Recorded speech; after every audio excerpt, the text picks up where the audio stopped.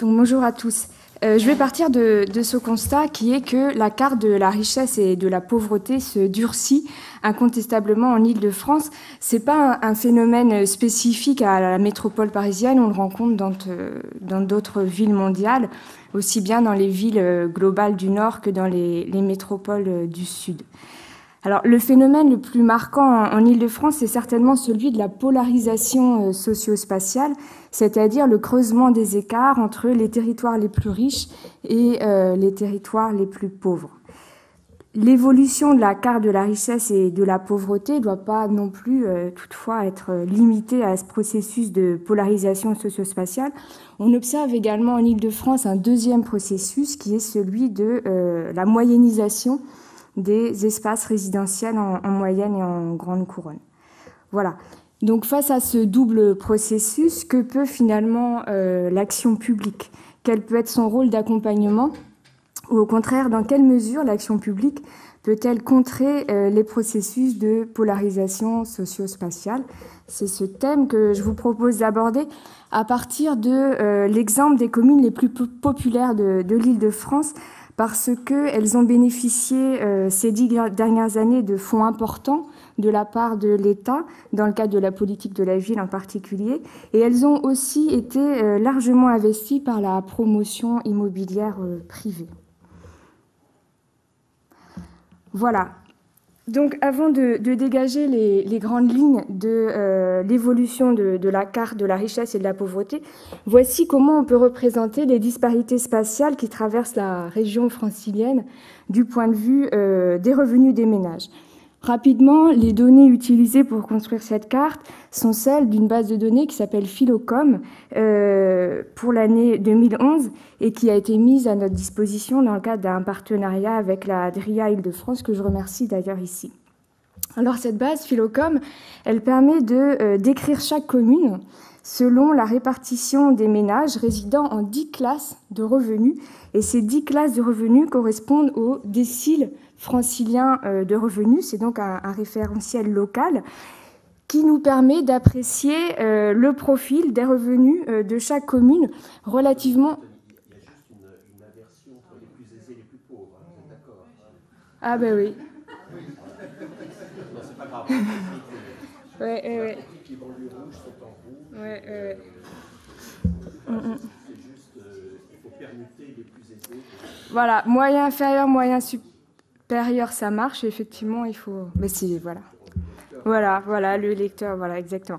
Donc, simplement, l'idée de cette... ce qui est intéressant dans cette source, c'est qu'elle nous permet d'apprécier le profil de revenus de chaque commune relativement à la situation moyenne théorique en Île-de-France, où chaque classe de revenus concentre 10% des ménages. Alors, en considérant ces profils communaux de revenus, ces 1300 profils communaux, on peut effectivement distinguer 8 types de communes. Et la cartographie de ces types renvoie à une image de la région que les franciliens connaissent bien. La preuve, c'est que vous avez effectivement tout de suite identifié l'erreur dans la légende. Donc, on repère en vert foncé les communes et les arrondissements parisiens les plus sélectifs, s'organise en radial depuis le cœur de Paris jusqu'aux communes les plus aisées, les plus cossues des Yvelines. Alors le profil qui montre les surreprésentations et les sous-représentations relativement à la barre 0 qui correspond au profil théorique, au niveau de surreprésentation nulle par rapport au profil théorique en Île-de-France. Qu'est-ce que nous montre ce profil des surreprésentations dans ces communes les plus cossues? C'est la surreprésentation massive des ménages les plus aisés du 10e décile. Dans ces communes en vert foncé, ces communes des arrondissements parisiens en vert foncé, en moyenne, 40% des ménages déclarent des revenus qui relèvent du 10e décile. Alors cette radiale est encadrée de communes un peu moins sélectives qui forment un secteur de grande ampleur et relativement compact à l'ouest de Paris. À l'opposé, on repère clairement une poche de pauvreté aux portes même de Paris, depuis les communes de Saint-Denis et Aubervilliers en Seine-Saint-Denis jusqu'à Villiers-le-Bel dans le Val-Oise. Alors, la spécialisation de ces communes les plus pauvres est un peu moins forte que celle qu'on a observée dans les communes les plus aisées. On voit notamment que on voit notamment que les catégories modestes, qui correspondent au 3e et 4e décile, sont bien représentées.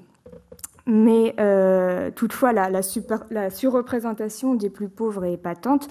En moyenne, près du quart des ménages résidant dans ces communes déclarent des revenus qui relèvent du 1er décile, c'est-à-dire des 10% des ménages franciliens les plus pauvres. Alors, cette poche de pauvreté est également entourée de communes au profil moins prononcé et qui forment un ensemble extrêmement compact au nord de Paris. Donc voici pour les deux pôles opposés. Le reste de l'espace francilien se caractérise ni par une surreprésentation des plus riches, ni par une surreprésentation des plus pauvres, mais au contraire par une surreprésentation des catégories moyennes. Et on retrouve ici le fameux espace des classes moyennes. Donc des catégories, surreprésentation des catégories... surreprésentation des catégories moyennes inférieures en jaune et surreprésentation des catégories moyennes supérieures en vert pâle. Donc, très rapidement, avant de regarder la carte qui correspond à la fin des années 90, on peut retenir deux choses de cette image 2011. Premièrement, ce sont les espaces résidentiels les plus aisés qui sont les plus homogènes. La surreprésentation des plus riches n'a pas son équivalent du côté des communes les plus pauvres. Autrement dit, les logiques d'entre-soi des catégories aisées produisent des formes de ségrégation plus fortes que les logiques de relégation que subissent les catégories les plus pauvres. C'est le premier point. Le deuxième point, c'est que la pauvreté est un phénomène plus diffus dans l'espace que la richesse. Plus de 60% des ménages du 10e décile habitent dans les espaces de richesse, en vert et en vert foncé. À l'inverse, 60% des ménages les plus pauvres du 1er décile habitent en dehors des communes rouges et roses sur la carte. Donc voilà pour 2011. Et donc en face de la carte de 2011, l'image qu'on peut proposer pour 1999. Très très rapidement, on retrouve les grandes lignes de l'organisation radioconcentrique qui vient d'être décrite. Toutefois, ce qui apparaît également clairement à la lecture de la carte, mais aussi à la comparaison des profils que je vous épargne ici, c'est le double mouvement de polarisation socio-spatiale et de moyennisation que j'ai invoqué en introduction. Alors, premièrement, on observe que les types extrêmes se sont renforcés. Leur spécialisation s'est accrue et on voit même que les quelques communes et arrondissements les plus sélectifs se détachent en 2011 dans un type spécifique qui n'existait pas en 1999. Deuxième point, sur la polarisation socio-spatiale, je vous disais tout à l'heure que la pauvreté est un phénomène plus diffus que la richesse. C'est moins vrai en 2011 qu'en 1999. Ce qu'on observe, c'est un renforcement de la concentration spatiale des plus pauvres dans les territoires de pauvreté ces 10-15 dernières années. Donc voilà pour la polarisation qui augmente. Le deuxième mouvement, c'est celui d'une moyennisation et il est également manifeste. L'espace des classes moyennes est plus spécifique en 2011 qu'en 1999. En particulier, la surreprésentation des catégories moyennes se renforce, tandis que la représentation des plus pauvres et des plus riches, elle, diminue dans ce vaste espace des classes moyennes. Voilà pour le premier point. Donc, à côté de ces processus qui s'inscrivent donc sur un temps relativement long et à l'échelle régionale, on peut maintenant tenter de saisir plus précisément les changements qui affectent spécifiquement les communes populaires en étudiant la variété des configurations locales. Alors, on distingue finalement trois types de trajectoires si on se focalise sur les communes les plus populaires. La première trajectoire, c'est celle des communes populaires de la proche banlieue nord qui enregistrent une augmentation continue entre 1999 et 2009 du nombre des ménages très pauvres, aux revenus donc inférieurs au premier et deuxième décile. Cette augmentation du nombre des plus pauvres est accompagnée très nettement du départ des ménages relevant des catégories moyennes et supérieures. Donc vous comprenez les graphiques, on a à l'horizontale les déciles, et puis on a le nombre de ménages en ordonnée. Alors, voilà pour ce premier type de trajectoire, augmentation des plus pauvres et départ, le nombre de ménages diminue, des plus riches. Donc c'est le cas d'Aubervilliers, c'est le cas d'Aulnay-sous-Bois, c'est le cas de La Courneuve, c'est le cas de Pierrefitte, c'est le cas de Stein, tout ça en Seine-Saint-Denis. Une deuxième configuration qui est plus spécifique aux communes populaires limitrophes des arrondissements parisiens. Une deuxième configuration associe à la fois une augmentation nette du nombre des plus pauvres, mais aussi du nombre des plus riches. Alors dans des proportions variables, en faveur des plus riches à Asnières-sur-Seine, dans les Hauts-de-Seine, en faveur des plus pauvres à Montreuil, à Bagnolet, même si l'augmentation du nombre de ménages aisés se poursuit à Montreuil.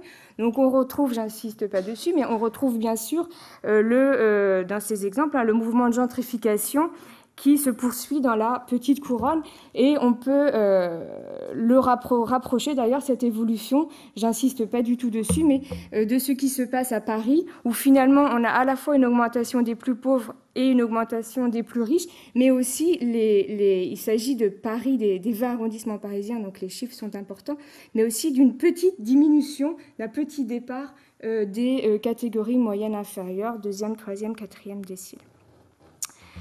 Donc voilà pour le deuxième type, et donc rapproché du cas de Paris. Et puis le troisième type de trajectoire est davantage caractéristique des communes de grande couronne, comme Mantes-la-Jolie ou comme Montereau-Photionne en Seine-et-Marne, Mantes-la-Jolie dans les Yvelines.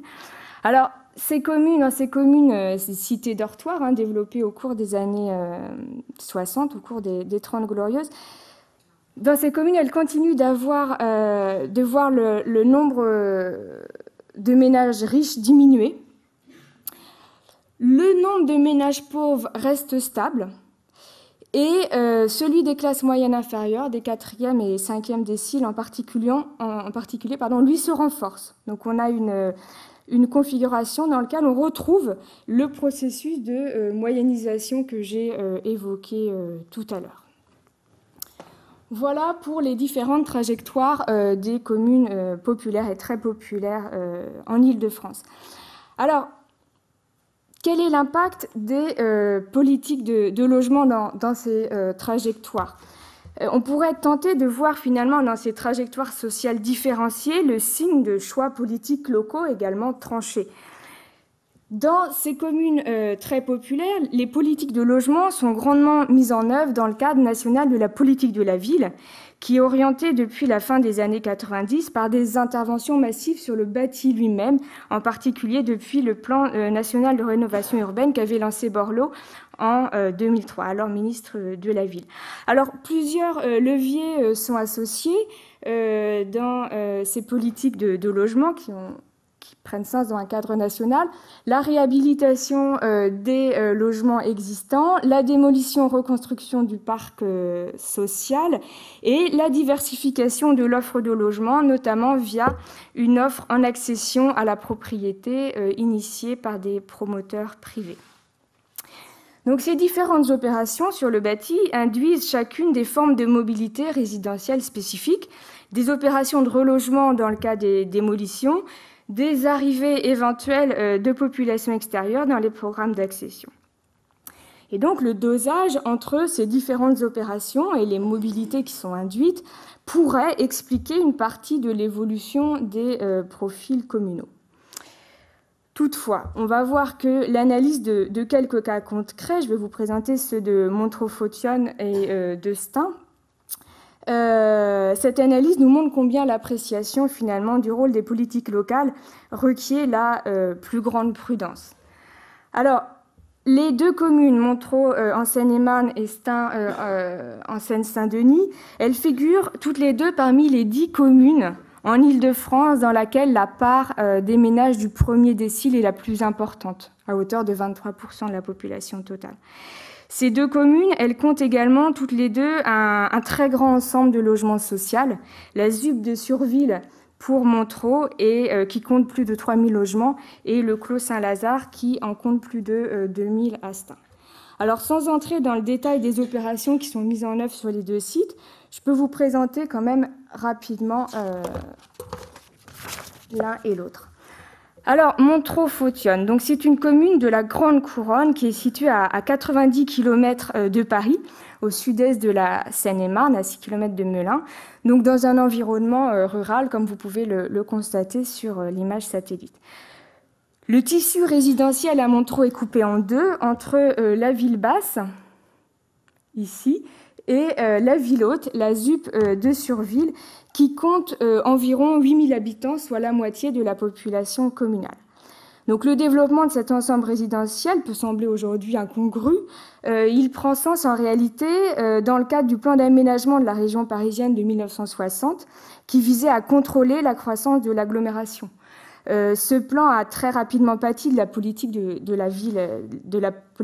villes nouvelles, et finalement la ZUP de Surville est restée un grand ensemble uniquement résidentiel. Le quartier est engagé depuis la fin des années 90 sur des opérations de renouvellement urbain lourdes qui ont pris une ampleur considérable avec le plan de rénovation urbaine signé avec l'ANRU en 2003. Donc cette politique volontariste qui aboutit à la démolition de 1000 logements, c'est-à-dire le tiers des logements de Surville, le tiers de logements de la ZUP. Donc cette politique est portée par une figure politique d'envergure nationale qui est Yves Jégo, UDI, et qui est maire de Montereau depuis 1995. Donc Yves Jégo communique largement sur les opérations en cours en insistant sur l'ampleur des démolitions d'une part et sur la diversification des statuts de logement, et en particulier sur l'accession à la propriété, avec des titres du genre « On peut enfin devenir propriétaire à Surville ». Donc c'est vraiment l'accession à la propriété qui est mise en avant. Donc on voit sur la diapositive une vue... Alors, c'est pas ça. On voit sur la diapositive une vue aérienne de la ZUP de Surville en 1999, donc avant les démolitions. Sur la photo du bas, on voit un exemple de nouvelle offre sociale qui a été reconstruite suite au démolissement, qui rompt avec le modèle des années 60 de manière radicale. L'entrée des logements est individuelle, l'espace résidentiel est fermé. Et enfin, vous avez un extrait d'un article du Parisien qui témoigne de l'engagement du maire dans le développement de la promotion privée, pas uniquement dans le cadre de la politique de la ville d'ailleurs. Ici, il s'engage en faveur d'un lotissement, les hameaux Saint-Jean, développé à l'est de Surville, qui a accueilli une centaine de maisons individuelles et qui est ici, là, le long de la voie TGV. Alors, toujours sur la ligne D du RER, mais au nord de Paris cette fois, et en proche couronne, la ville de Stains.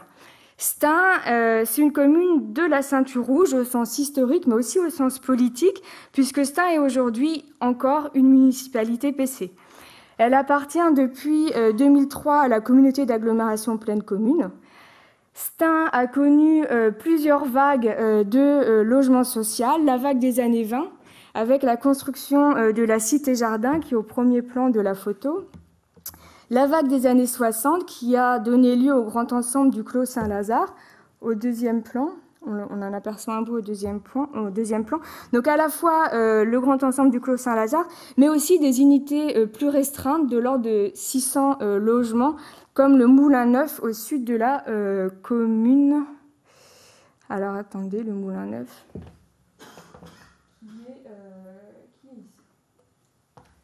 Voilà. Donc, dans le cadre du programme ANRU, les démolitions sont un peu moins importantes que celles effectuées à Surville. Elles touchent, pour ce qui est du Clos Saint-Lazare, 500 logements, donc un quart des logements qui ont été détruits dans le cadre de la convention avec l'ANRU. Il faut dire que le contexte n'est pas le même. Les tensions sont beaucoup plus fortes sur le parc social et la tendance est d'ailleurs davantage à l'augmentation de ce parc social dans le territoire de Plaine Commune qu'à sa diminution. La communauté d'agglo de Plaine Commune porte ainsi le projet de création de 1200 logements sur la zone des Tartres qui jouxte le clos Saint-Lazare. Alors, le programme de rénovation urbaine n'inclut pas à proprement parler le développement d'une offre en accession à la propriété à Stains. Cette offre est pourtant croissante sur la commune. Les acteurs locaux ne la renient pas non plus, ni dans les documents contractuels, elle est rapidement mentionnée, ni dans les documents de communication officiels de la ville. Et c'est les promoteurs qui assurent la communication sur ces opérations. Vous voyez ici Nexity qui présente son lotissement développé entre le quartier des Moulins Neufs et le parc de la Courneuve. Donc c'est une opération d'environ 300 logements. Alors, au final, dans des contextes donc, et des orientations politiques extrêmement différentes, il me semble qu'il faut admettre une certaine uniformisation des politiques de logement conduites dans le cadre de la politique de la ville. Les opérations de démolition sont plus importantes à Surville, mais elles n'ont pas réellement entamé le poids du logement social dans la commune. Le maire regrette d'ailleurs ce principe du 1 pour 1, un logement construit, un logement détruit, un logement construit qui est imposé par l'ANRU. Je le cite dans la présentation qu'il fait à la presse en 2011 du dernier avenant que la commune a signé avec l'ANRU. J'aurais souhaité que l'on sorte du raisonnement un logement locatif détruit pour un construit, afin de ne pas reproduire le déséquilibre sociologique manifeste de la ville, mais ce débat a été tranché. La même contrainte du 1 pour 1 a été imposée à Stains, mais à l'inverse cette fois. À l'inverse, la ville a dû revoir à la baisse la reconstruction de l'offre sociale pour respecter ce fameux principe du 1 pour 1. Ensuite, malgré l'accent mis sur l'accession à la propriété sur le site de Surville, finalement, la ventilation de la reconstruction des logements entre parc social, parc locatif privé et accession à la propriété aidée est très proche. Les programmes d'accession sur site concernent une 50aine de logements à Surville et une 30aine sur le site du Clos. Enfin, la reconstruction du parc social s'est effectuée majoritairement sur place, à hauteur de 70% sur les deux sites. La reconstruction en dehors du quartier qui fait l'objet de l'opération urbaine n'est pas évidente. À l'échelle du territoire communal, les disponibilités foncières sur le reste du territoire donc, sont davantage investies par la promotion privée. Et à l'échelle de l'intercommunalité, d'autres barrières, les possibilités de rééquilibrage, finalement, à l'échelle de l'intercommunalité, se heurtent dans le cas de Montereau aux résistances des communes voisines qui sont soucieuses de conserver l'équilibre de leur propre parc de logement. Et dans le cas de Stains, à l'importance du parc locatif social des communes voisines de Plaine Commune. Deuxièmement, les mobilités résidentielles. Et bien finalement, les mobilités résidentielles j'ai fini, pratiquement. Les mobilités résidentielles occasionnées par les programmes de réhabilitation et plus encore par les programmes de démolition-reconstruction, elles se révèlent de très faible envergure. Les relogements sont effectués en priorité par les bailleurs au sein de leur propre parc. Et l'ancrage local du patrimoine des bailleurs induit majoritairement un relogement sur place. On voit ici, dans le cas du site de Surville, que près de 80% des relogements ont été effectués soit sur site, soit sur la commune. Deuxièmement, le développement de l'offre en accession à la propriété. Je vais donc aller vite sur ce point. Oui, il y a eu un apport de populations nouvelles, mais finalement, cette diversification, elle se limite aux catégories les plus modestes, au 2e, 3e décile. Nexity parle de programmes d'entrée de gamme. La commune de Montereau nous témoigne de la difficulté des ménages à boucler leur dossier pour le fameux hameau Saint-Jean à côté de Surville, etc.